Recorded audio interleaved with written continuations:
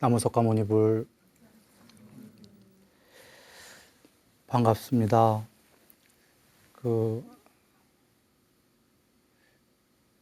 참 요새 아름답습니다. 연두색, 초록색 이파리들, 나뭇잎들 곳곳이 참 오는데 아름다웠고, 요 바로 옆에도 산책로인가 아름다운 곳이 있더군요. 잘들 지내셨죠? 네. 예. 오늘은 바른 생계, 육군 단속 이렇게 공부를 예정인데요. 바른 생계는 아마 금방 지나갈 거예요. 바른 생계는 우리가 바른 생활, 바른 직업 이렇게 되는 거예요. 몸과 말과 마음으로 좋은 행위를 신구의 삼업을 어디서 하냐면 해야 될 장소가 있어야 되죠. 이 세계에서. 바로 그 바른 생활하는 그 장소에서 공부의 장인 거예요. 그러니까 거기서 우리가 행복해야 되고, 더 나아가 단순한 행복만이 아니라 마음의 평화, 마음의 공부를 할 수 있는 장이 바로 바른 생활을 할 수 있는 곳이다. 이런 얘기죠. 거기서 다람쥐 쳇바퀴 돌듯이 살다가 한 생을 그냥 보낼 건가? 아니면 형이하학적인 행복도 이루고 형이상학적인 부처님이 말씀하시는 그러한 향상일로도 이루어서 마음의 평화도 가질 것인가? 이것을 우리가 먼저 잘 사유해 봐야 되겠습니다. 부처님께서는 숲에 가서 사유해 봐라 그러시죠. 조용한 데 가서 우리가 지금 이 시점에서 각각의 처하신 우리가 나이가 다 다르죠. 그러나 지금 이 시점에서 한번 살아온 삶을 돌이켜보고 오늘 이후로는 어떠한 삶을 살 것인가. 이렇게 돌이켜본 다음에 이 처한 이곳 바른 생활에서 우리가 계율을 어기지 않는 직업을 가져라 그러셨죠, 부처님께서. 당연히 예를 들면 도둑질을 업으로 삼으면 좀 곤란하겠고요. 많이 곤란하겠고요. 그러니까 계율을 어기는 직업을 업으로 삼으면 곤란하죠. 그래서 이 세계에서 착한 업을 짓는 그런 바른 생활을 해라 그러신 겁니다. 물론 착한 업도 업인 거 아시죠? 그러나 악업에 비해서는 정말 훌륭한 업인 겁니다. 행복해지는 업. 그러나 부처님께서 나중에 선업도 초월해라. 여정은 물론 이렇게 되는데, 일단 바른 생활은 선업을 초월해라 이 말씀은 아닌 거고요. 선업을 짓는, 악업이 아니고 착한 업을 져서 빛으로 살 수 있는, 악업을 지면 어둠으로 살지 않습니까? 이 세계를 빛으로 사는 그런 업을 짓는 겁니다. 전에 시작할 때 처음에 기억들 하실지 모르겠지만 계율보시와 분발을 얘기 드렸어요. 분발, 계율하는 사람은 분발이 저절로 생긴다라는 얘기를 드렸는데, 몸과 말과 마음으로 착한 행위를 하면서 계율적으로 살면 분발이 생길 텐데, 계율이 조금 약하든지 하다면 분발을 독려할 필요가 있는 겁니다. 이 세계에는 해탈 안 한 자는 천상의 신까지도 다 분발해야 된다라고 부처님께서 말씀하셨거든요. 분발이 우리의 키워드입니다. 이 세계에서의. 그래서 요약한다면 신구의 삼업, 몸과 말과 마음으로 행위를 잘 지면서 더불어 분발한다. 그래야 꽃이 핀다.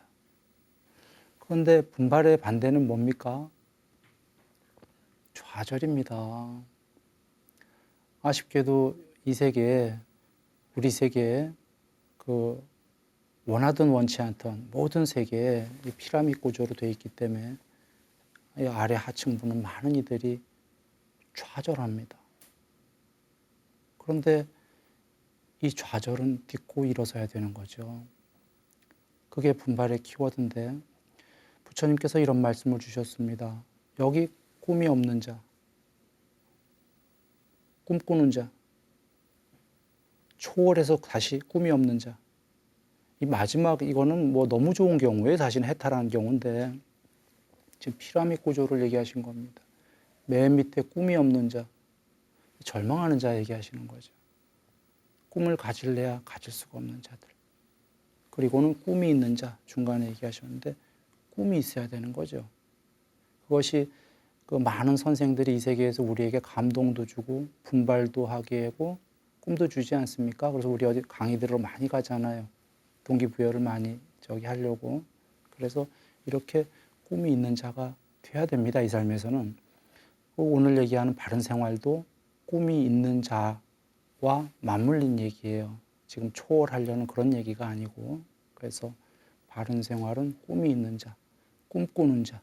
그래서 가슴 뛰는 사람들, 감동적인 삶을 사는 사람들. 그래서 이렇게 삶을 잘, 신구의 삼업을 잘 지면서 꿈을 꾸면서 살면 되는 겁니다. 그 꿈을 이루고 그러다가 이제 꿈도 많이 이뤘다 이거죠. 그러면 더 높은 이제 아까 그 꿈 없는 자가 아니라 이제 난 초월하고프다 이거죠. 난 초월하겠다. 그러면 이 세계를 초월하러 이제 다시 꿈 없는 자로. 이건 좋은 의미입니다. 좋은 의미입니다. 이렇게 넘어가는 겁니다. 이것에 대한 예도 들으셨어요, 부처님께서. 노예나 인도에는 하층 계급이 있죠. 사성 계급이 있습니다. 그래서 이렇게 높은 계급, 낮은 계급 쭉 있는데 제일 밑에 계급은 정말 좀 아주 하층이죠. 그런 노예나 그런 계급들은 꿈을 가질래야 가질 수가 없다. 꿈이 없는 자, 그들은 꿈이 없다. 이런 얘기를 하셨고, 왕자, 샤트리아의 왕자인데 왕자는 언젠간 내가 왕이 되겠지 하면 꿈을 꾸는 거예요. 언제 될까? 이러면서 꿈이 있는 자. 다시 꿈이 없는 자는 왕이 돼버렸어요. 왕이 되니까 언제 왕이 되지 하고 꿈을 안 꾸지 않습니까? 해탈이 그와 같다 하신 거예요. 궁극이 돼버렸기 때문에 더 이상 꿀 꿈이 없다.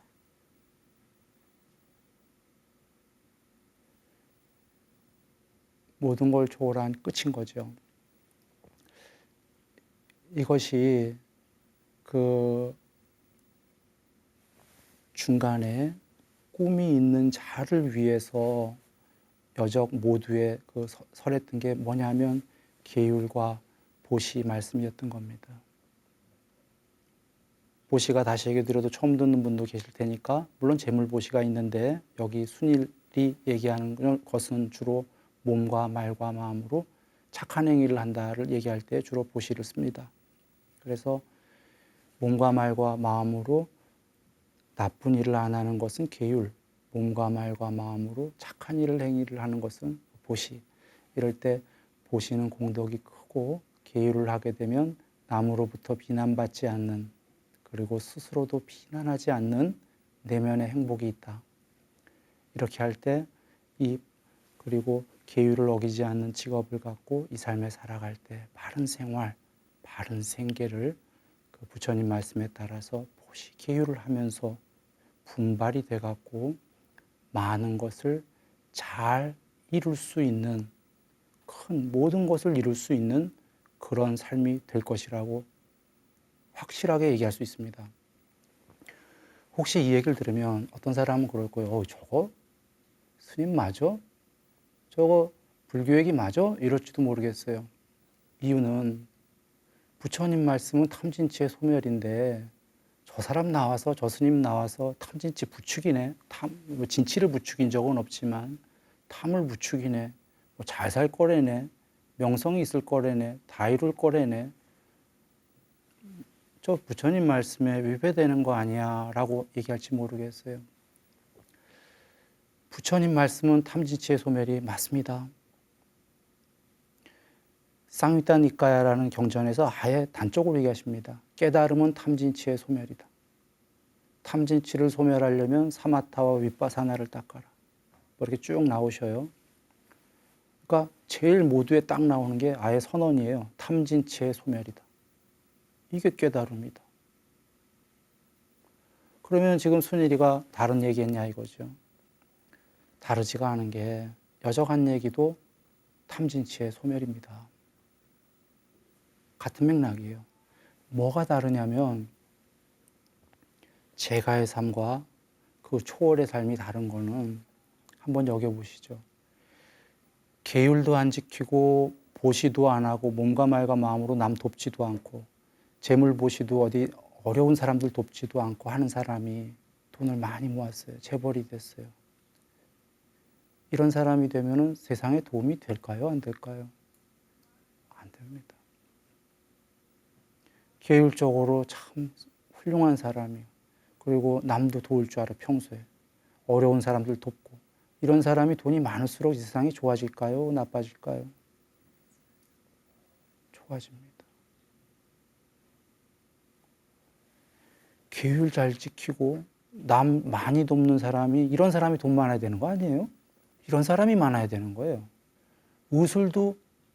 의술이 훌륭한 사람이 슈바이처 박사같이 훌륭한 인품을 가진 사람이 의술이 뛰어나야 되는 겁니다. 그러니까 돈 얘기뿐이 아니라 의술뿐이 아니라 각각의 그 탤런트가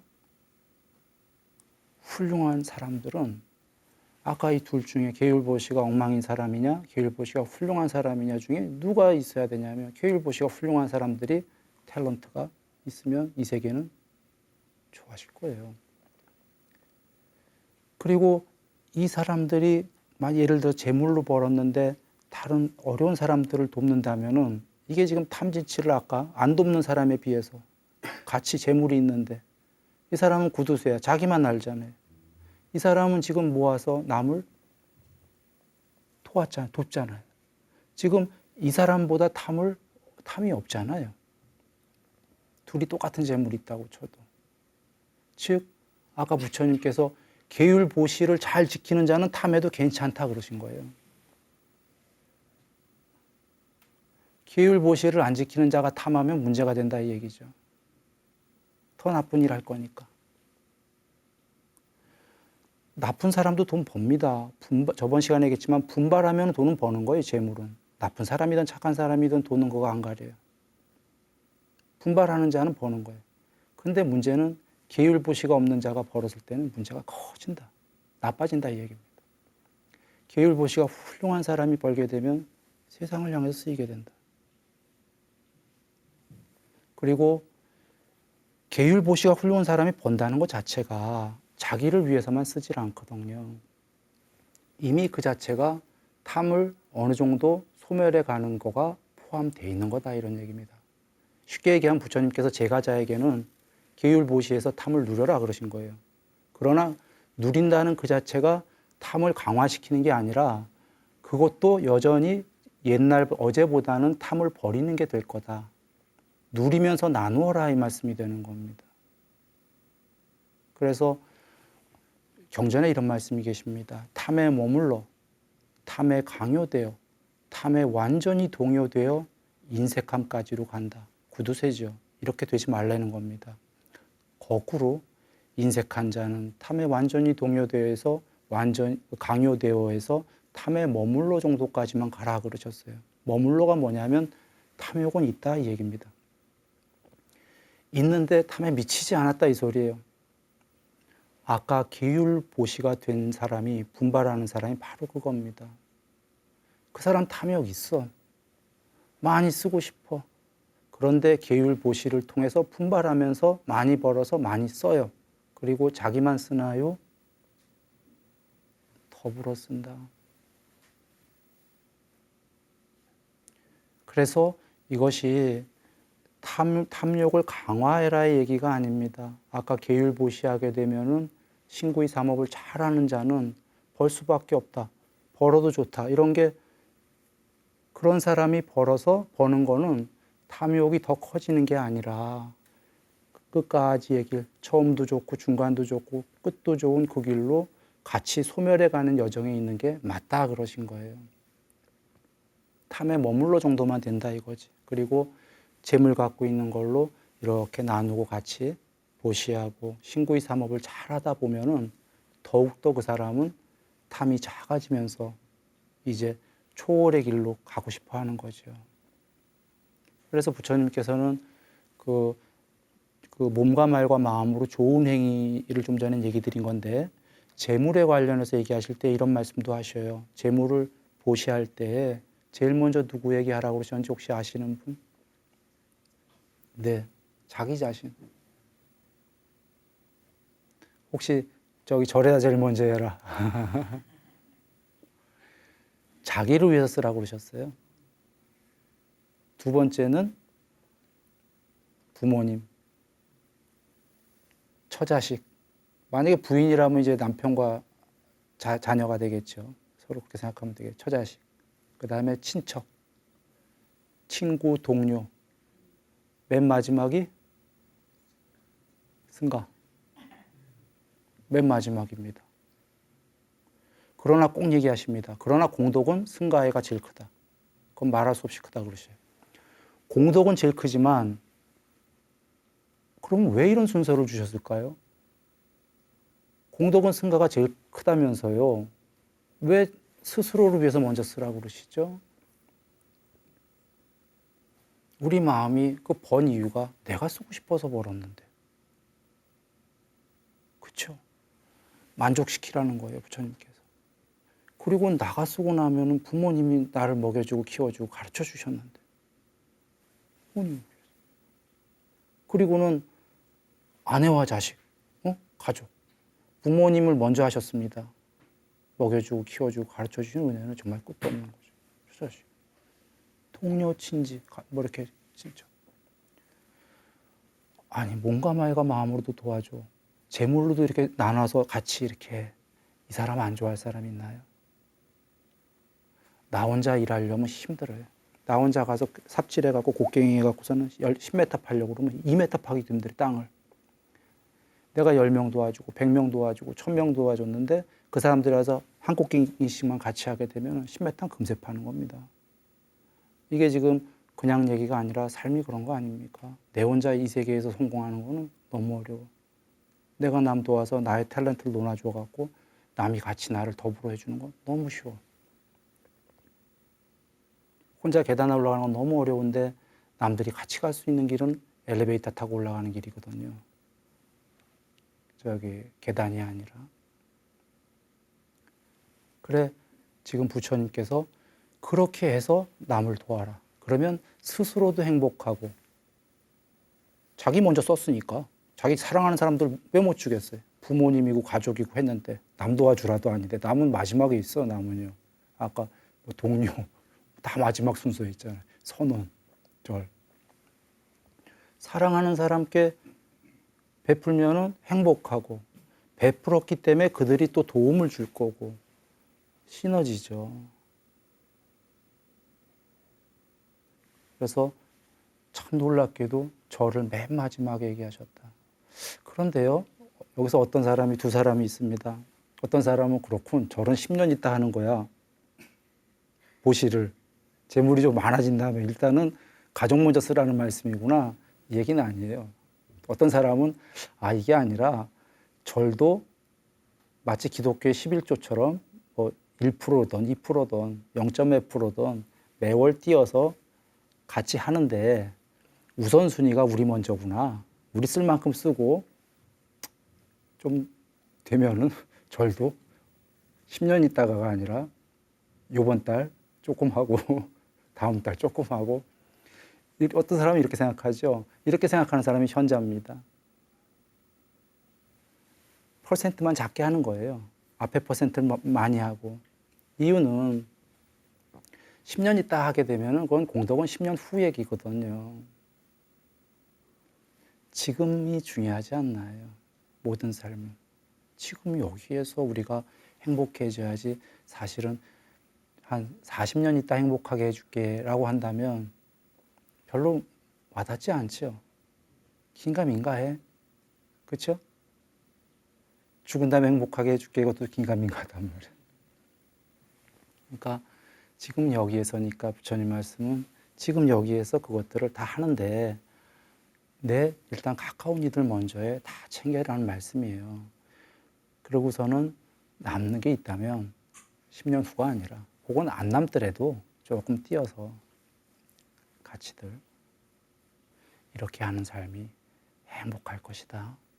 이렇게 바른 생활을 우리가 지어 가는 여기가 행복의 장이 되겠습니다. 그리고 이제 바른 생길 지나서 모두 얘기 들었다시피 지금 육군 단속 얘기를 한번 시작해 보겠습니다. 육군은 뭐 거의 다 아시겠지만 혹여 모르는 분을 위해서 다시 한번 얘기를 드리면 눈, 귀, 코, 혀, 몸, 마음의 기능입니다. 6가지 기능. 그 6가지를 단속해라 그러신 거죠.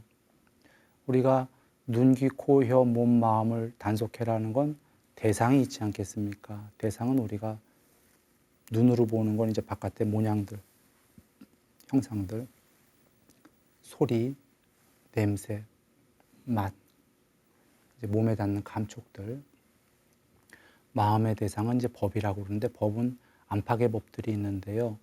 마음의 대상이 되는 건 다 법입니다. 마음의 요소들, 이 세계들 전체. 혹은 내 마음속에 그 아뢰야식에 있는 저장된 것들, 모든 마음의 요소들, 그래서 마음의 대상들, 이렇게 보면 되겠죠. 구성 요소들.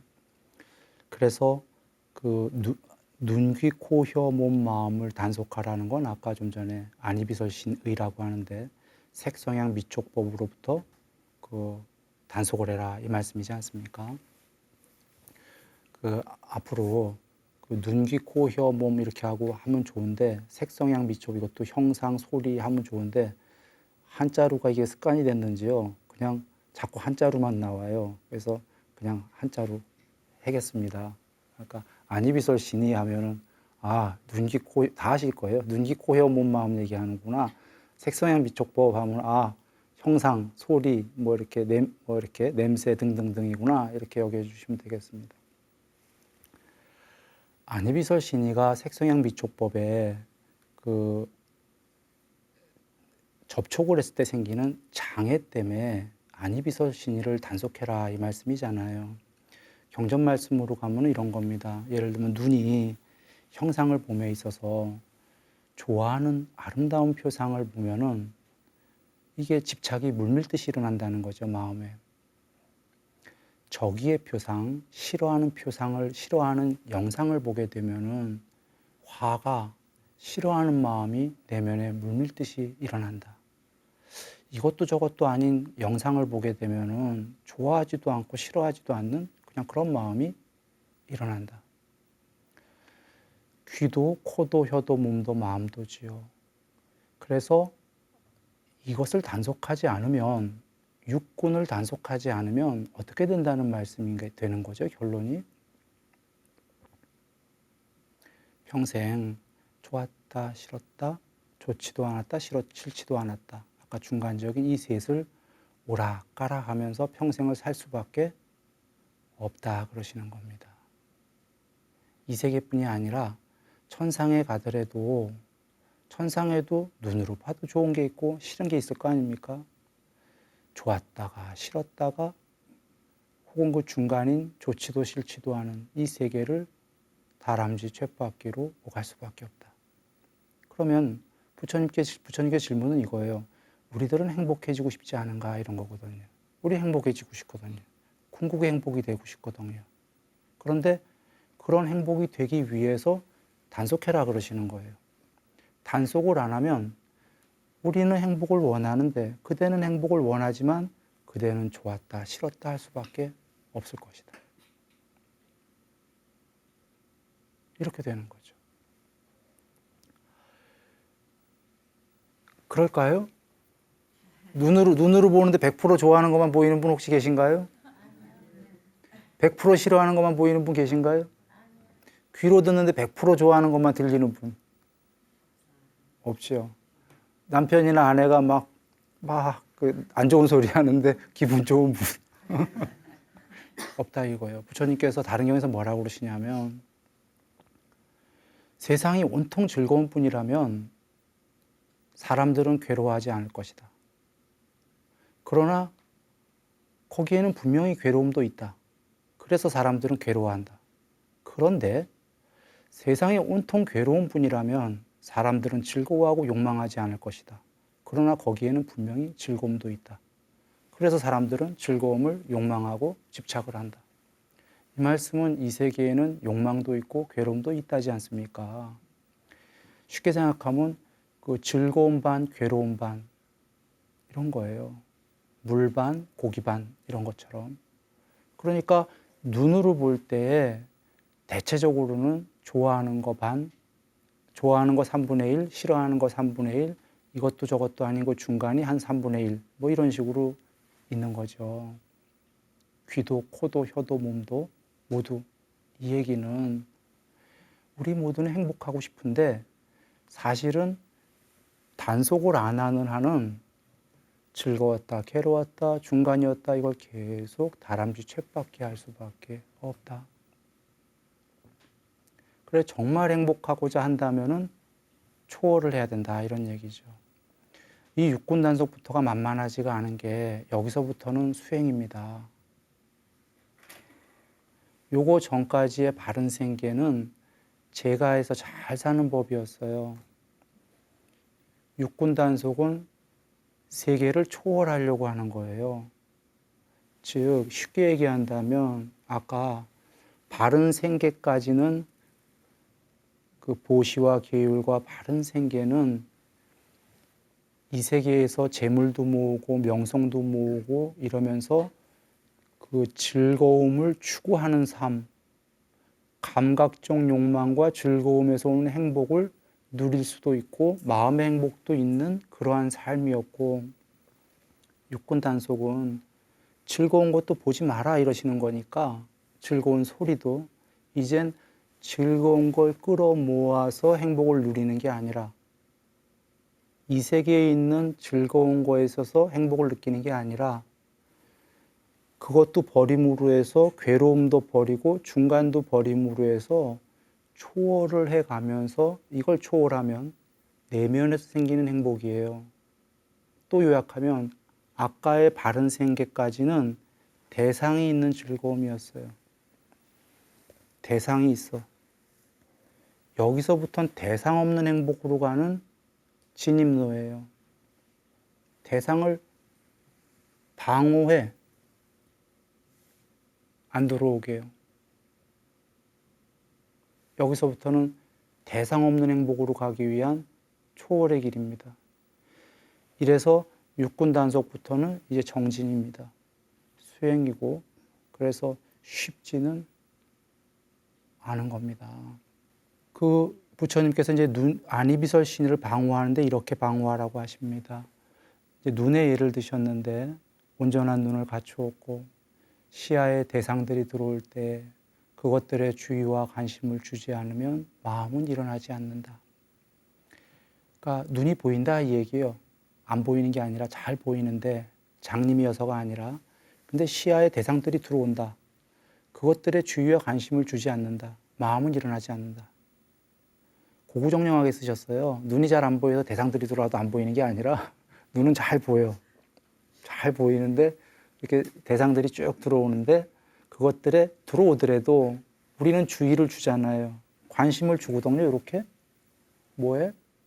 주의와 관심을 주지 않으면 마음은 일어나지 않는다. 무심이다 이거죠. 무심산매인데 이걸 설명하기 위해서 귀를 좀 설명을 해야겠는데 칵테일 파티 효과라고 있답니다. 그 뭐냐면 그 파티에 가면은 시끄럽죠. 음악 소리 시끄럽고 막 뭐 시끄러운데 그 앞에 이제 연인이 있으면 대화를 하면은 연인 소리가 잘 들린답니다. 그 시끄러움에도 불구하고. 그것은 뭐 이치는 간단하죠. 주의를 줬기 때문이죠. 상대에게 초집중을 했기 때문이에요. 연인이기 때문에. 그렇지 않습니까? 근데 그것처럼 우리가 집착하는 대상에 우리는 초집중을 하나요? 해요, 집중을. 가다가 쉽게 예를 들어보죠. 특히 여성분들 백화점 가서 무슨 세일하게 되면, 명품 세일을 하게 되면은 그 많은 물건 중에 자기가 막 정말 평소에 사랑하고 뭐 사고 싶고 막 그것만 눈에 들어오잖아요. 그렇지 않나요? 어떻게 잘 찍을 수 있잖아요. 그 많은 물건 중에 그것만 싹 보이잖아요. 그게 실제로 그런 일도 있거든요. 눈에다가 뭘 하나 산매의 방법 중에 하나인데 뭘 초집중을 하게 되면 오히려 그게 막 툭툭툭 입체로 말이죠. 더 입체로 튀어나오기도 합니다. 그러니까 자기가 좋아하는 건 막 뭔가 더 이렇게 막 주의를 주잖아요. 집중을 하잖아요. 관심을 주잖아요. 이건 뭐 너무나 당연한 거죠. 관심을 안 주면 연인도 도망가거든요. 연인을 사랑할 수 있는 것은 지속적 관심과 양보예요. 이건 연인뿐이 아니고요. 가족이건 모든 관계에서 지속적 관심과 양보를 안 주면 상대가 좋아할 일이 없는 거죠. 그래서 주의와 관심을 오죽하면 물건마저도 어떤 것도 주의와 관심을 줘야지 되는 건데, 즉 사랑하는 거에는, 집착하는 거에는 주의와 관심을 가기 마련이고, 역으로도 주의와 관심을 주게 자꾸 주다 보면은 사랑이 돼요. 그렇죠? 강아지 별로 안 이뻤는데 주의와 관심을 계속 주다 보면은 어느 날 이뻐 갖고서는 이제 막 병 걸리면 나는 병원 못 가도 강아지를 위해서 병원 가는 겁니다. 실제로 그런 예들이 있습니다. 그러니까 사랑하면 관심을, 주의를 주게 되지만 거꾸로 주의와 관심을 줘도 사랑하게 된다. 그러면 이걸 역으로 얘기해 보죠. 주의와 관심을 안 주게 되면 사랑했던 것도 어떻게 된다는 얘기죠? 거꾸로 얘기하면 사랑이 시들해진다는 거 아닙니까? 그래서 영어에도 out of sight, out of mind 이런 게 맞는지 모르겠어요. 지금 영어가. 눈에서 멀어지면 마음에서 멀어진다. 맞았나 보네요. 그러니까 주의와 관심을 안 주면 그전엔 사랑했었는데, 마음에 있었는데 out of mind, 마음에서 멀어진다.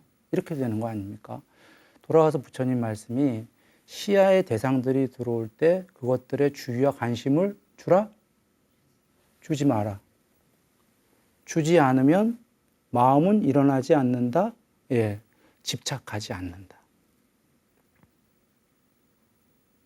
오히려 세상은 거꾸로 부처님 말씀과 반대로 모든 것에 주의와 관심을 준다.